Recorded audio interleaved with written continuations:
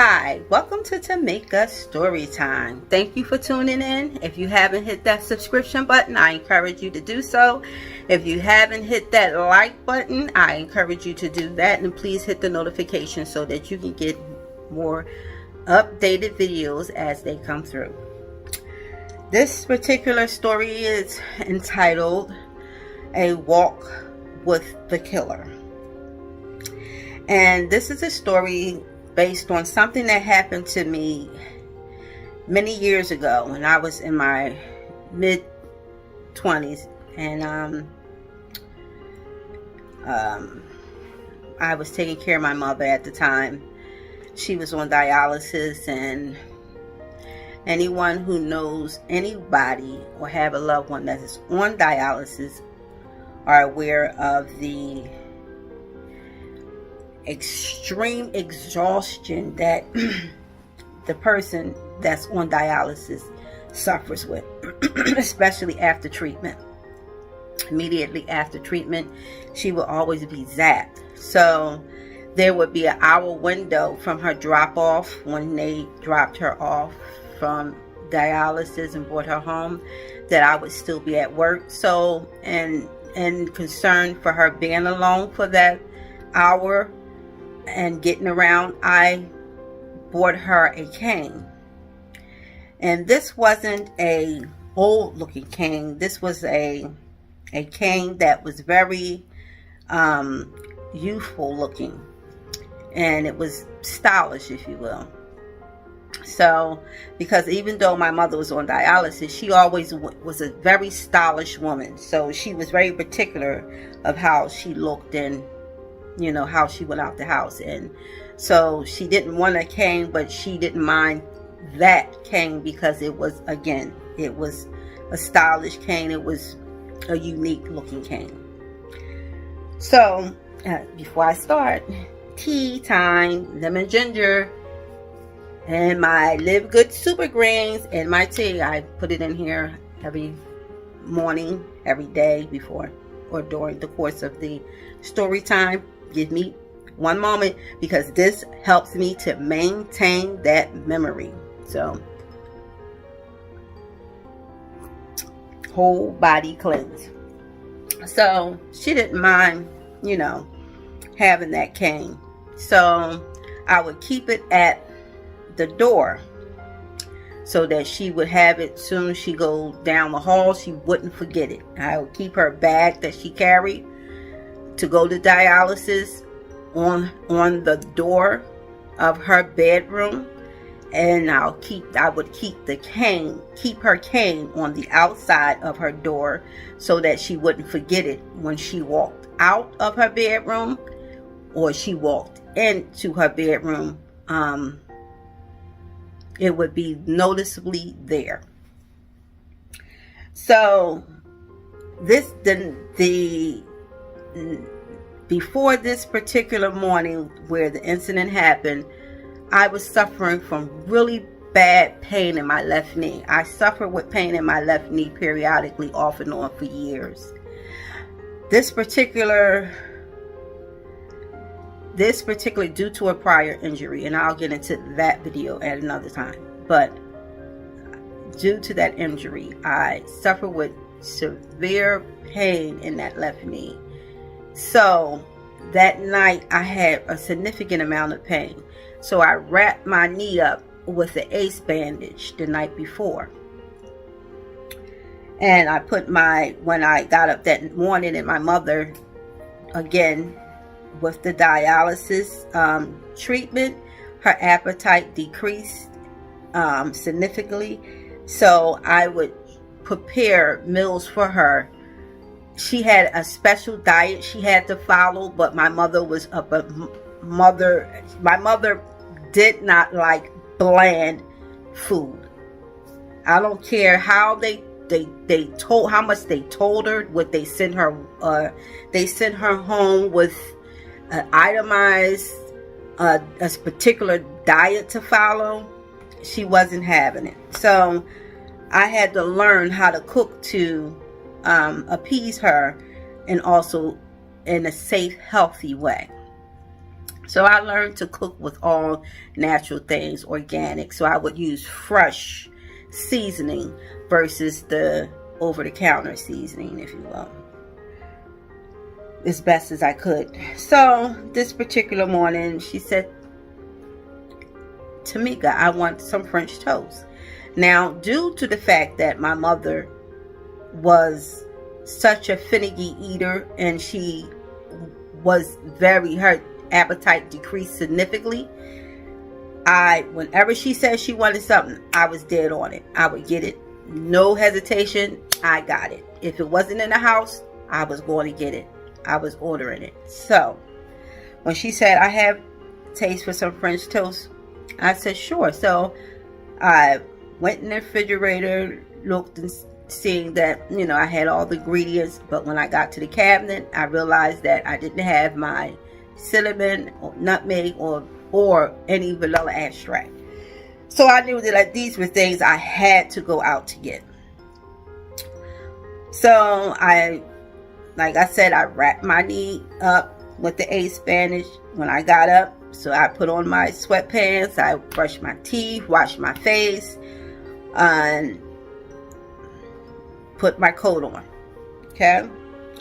So because I had to go up and down the steps and I was having pain with my knee, I said, I just grabbed my mother cane. I made up my mind. I'm going to take this cane because I don't want to be struggling. And the pain was so bad the night before, I didn't want to flare it up going back up the steps. So I grabbed her cane. Excuse me. So once I grabbed her cane, I was going out my apartment door. But as soon as I touched the doorknob, something said, go get your sunglasses. Now this was a fall morning. This was in fall time. So this was in October. So it was a little chill outside. That I knew. But, again, like I said, it was fall. It was a fall morning and it was pretty bright, whatever, what have you. So I went and I was looking for my glasses. I went back into my bedroom. It wasn't there. I went in my living room. It wasn't there on the table. So my mother realized that I was walking back and forth through the hall. So she asked me, what are you looking for? And I said, my sunglasses. She said, they're in here. And I went in her bedroom, and sure enough, they were on her television stand in the bedroom. So I grabbed them and put them on. And I walked out the apartment door. So as I got outside, I was debating, was I going to the supermarket or was I going to go to this corner store? I really didn't feel like going to the supermarket, so I decided I wasn't going to drive to the supermarket. I was just going to walk down to the corner convenience store. So as I walked down to the convenience store and I'm going inside the store, I feel this presence of a man behind me, and he's basically walking over me, if you will. This is how fast he's trying to get in the door over me. So I glanced up at him, and I see him fixated on a woman who's standing behind the counter, and she's an African American woman, and she has her hair out in a frizz like hairstyle, but it was like a really dark brown color with little blind highlights going through her hair, and she had the hairband in her head, and she was concentrating. She was fixated on the kids. It was kids on the store, and they were, as soon as you walk into the store, there was potato chip wrap. They had the snack wraps of the different flavors, and they were putting the bags, taking them out, putting them back, and she was telling them what the chips, pick one or put them back, don't mess up the rack or whatever. So as I'm going into the store, I'm go past her, right past the cashier. I go past her and straight down the aisle. And as I'm midway down the aisle, I hear boom. So it started me, and I just walked a little bit faster and got behind the aisle before I turned to look to see what actually happened. I hear the kids screaming, and they running out the door, and I see the back of the man. He's tall, stocky, the same man that was trying to walk over me to get in the door. So I go back, I'm freezing behind, I'm frozen, in a frozen state of mind and being, standing behind this end of the aisle, because now I don't even know what to do. I don't know whether to move or to stay there. So I'm standing there. My heart is beating so fast in my chest, I can literally hear it. So I'm standing there, and then as a big mirror, it was a big mirror where you can see, it was to my right, mounted on the wall, and you could see the people come in and out. You could see that front door, the register, behind the register, towards the register, not behind, but towards the register and that front door. And I look up, and it's the guy coming back in who was behind me. So I go down, I'm looking down, and I'm like this, and my heart is literally pounding in my chest unbelievably as he's coming down the aisle, the same aisle I walked down. So I'm standing there, and I'm stiff like this, and the minute that he hits the end of that aisle, it was as something took over me, and I said, "What happened? What happened? Who's there? Who's there?" So he gets and stands in front of me, and I'm like, "Who's there?" And I'm moving this cane, and as if I'm feeling for the person, and I hit his foot. He had on dark brown Timberland boots, and I hit his foot. I said, "What happened?" "Something bad happened. We have to get out of here. Do we have to, please help me out of here? We have to get out of here." So he stands there and he cocks his head and he's looking at me. And I'm like, at this point, I'm reaching out to try to touch him. And he puts his gun back in and slides his gun into the coat pocket. And he said, "Oh yeah?" He said, "Come on." So I reached for him. I'm feeling for him. And he got his arm out like this. And I put my arm underneath his arm and put the cane, and I'm doing this, and I'm locked arms with this man. My heart is jumping so fast, I don't even know how I remained able to remain conscious at this point. This is how tremendously fast my heart is pounding in my chest, and I'm moving, and I'm like, something really bad happened. The kids was hollering, and I heard a bang. I don't know. Come on. We got to get out of here. We got to get out of here. Do you see anything? And he said, "No, I don't see anything." And he just calmly walks with me out the door. And I'm still like this, even on the outside. So once we get halfway down the block, he said, "You good?" And I said, "I am." I said, be careful, please. Be careful. And he let me walk on. And I was too scared. He walked back that way, the same direction that he came from. And I was too scared to even attempt to look back. And I was waiting for this boom in the back of my head to happen, but it didn't. And I continued on, and I continued on as if I could not see. And once I walked all the way up the block, I went into my apartment complex. Once I got inside my apartment complex to go up my steps, I threw the cane down and ran up the steps and went into my apartment. I ran in the apartment. My mom said, "What's wrong with you?" I said, "Mom, a lady just got killed down at the corner store." She said, "What?" I said, "Yeah, the cash lady, the lady that was behind the cash register, she got killed. And the man walked me out the door. I had to play blind." She said, "What?" I said, "Yes." So my mom called the police, and I told them as much as I could. We needed to get there. So they did. And once the detective came, he asked me questions, but I was too scared. I didn't know, other than that this was a African American man, and that he was 6'4". He was 300. I don't know. He was stocky. So that's basically all that I gave at that time, because I was shook up. I was scared that this man, even though he killed this woman, I did not. He could have easily killed me. And I don't know what he was coming back for, but the Lord took over my body. The Spirit took over my body, and I realized I was blind. I didn't even realize what I was doing because I was in a frozen state, and it was as if a spirit came in and took over my whole body. It spoke for me. And then at the time that I'm speaking, I realized I'm blind, and everything fell into place as if, like I said, the Spirit took over. So my mom said to me, she said, "You see how God works?" I said, "Yeah." She said, "I was wondering why you was looking for those glasses." And I thought to myself when you left, why she was worried about some sunglasses. And wow, that was, and I said, "Mom, that's and I said that this craziest thing is when I touched that doorknob, something said, 'Go get your glasses.'" And I thought even to myself, sunglasses, but I was so used to wearing them.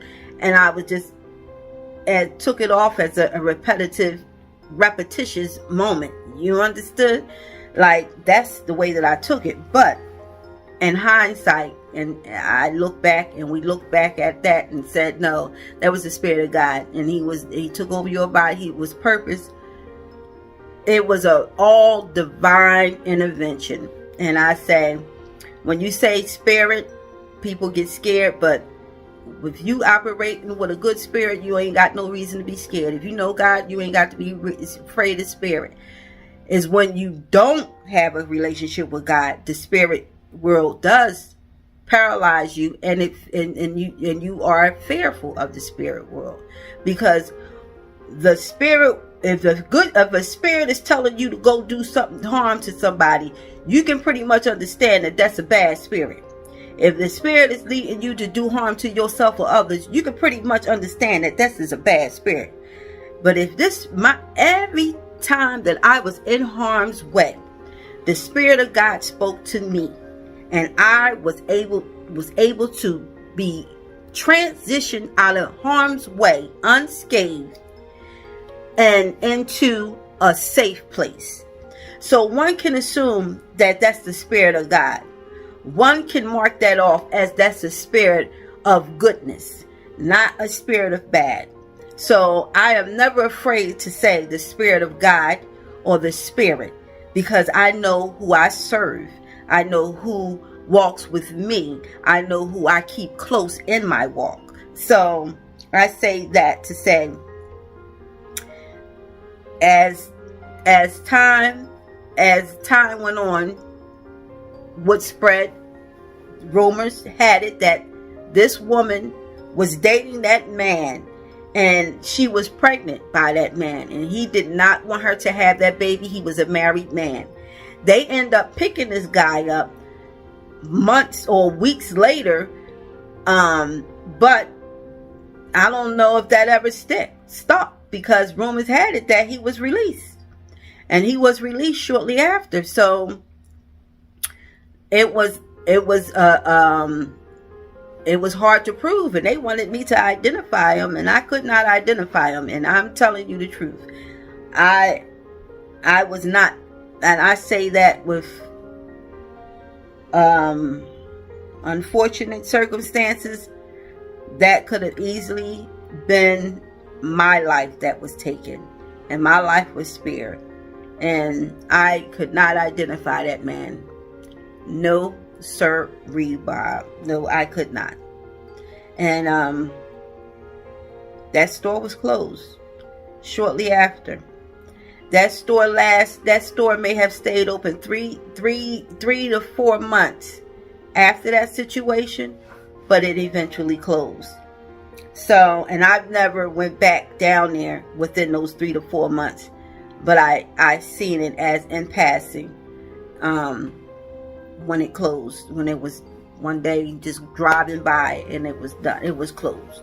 So I say that when the Spirit leads you, by all means, had I hesitated and said, nah, I don't need my glasses, I'm not going to take my glasses, it would have been a different outcome for myself, because I truly believe that man was coming back because he realized that I was in that store. What other reason was he coming down that aisle? So, and I'm glad that it played out the way that it did, and this man was convinced. Rather, he was convinced or just said, I'm going, since this woman is going to this extent of trying to convince me or convey to me that she don't see nothing or know nothing, I'm going to spare her life. I don't know which way it was, but I thank God that he made that decision to spare my life. And I say that my prayers and thoughts goes out to that victim and her family, because she was somebody's daughter and somebody's sister. So, and she was a human being, a woman who decided that she wanted to keep her baby, point blank period. Another tale of something that could have been easily prevented. This, why he chose to go that route and why he chose to do that in front of children and in broad daylight is a madman in motion. That's the only thing I can say. I felt his anger. I felt the intensity of his presence. He didn't look menacing. He didn't have no tattoos. He didn't have that villain, if you will, persona in any shape, size, or form. You could easily pass him on the street and never know. But this man energy I felt going in the store. Like I said, he was trying to walk over me to get in there.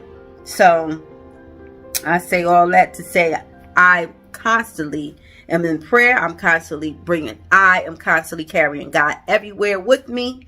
I am humbled by the Lord's guidance and how he guides me through circumstances. I say there's nobody you can have closer in your life than God. Nobody should be closer to you than God. I don't care who they are. You keep God close to you in your daily walk. You conversate with God every day. He will not leave you astray. He will not leave you anywhere that you can't get out. Anywhere that you go, you take God with you, because he's the only one that can get you out of any circumstances that you get in. He's the only one that has the keys to heaven and hell. So you better take him wherever you go. That would be my testimony about this particular situation in this story, a walk with a killer. So I say, I hope that this was a blessing to you.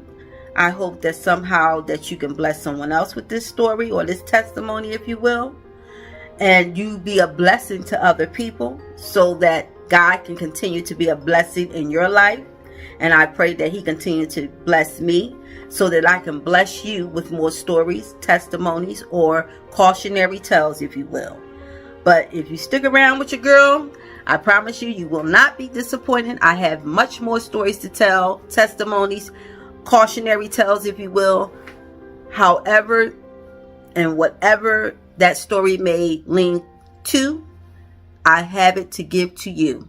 And I say, I look forward with blessing you with another tales, cautionary tales, and that's another testimony at my story time. I say peace, God bless, and I look forward to being a blessing to you. Later.